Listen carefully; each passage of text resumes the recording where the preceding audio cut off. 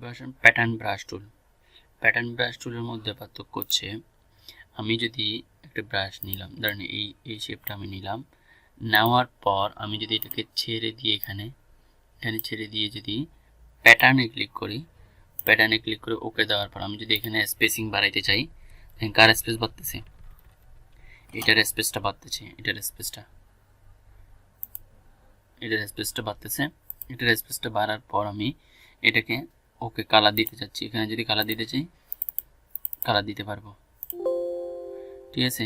এখানে যদি মেথডটা নান চেঞ্জ থাকে, দেখবেন এটাকে চেঞ্জ দেখবেন এখানে নান, দেখেন চেঞ্জটা পরিবর্তনটা আপনি লক্ষ্য করেন, ফিলিপস।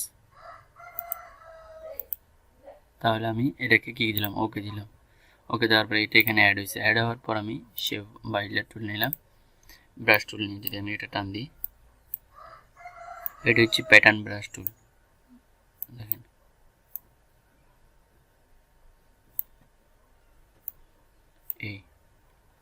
এটা হচ্ছে প্যাটার্ন ব্রাশ টুল। এই ব্রাশ টুলটা ইউজ করে আমরা কি করতে পারবো,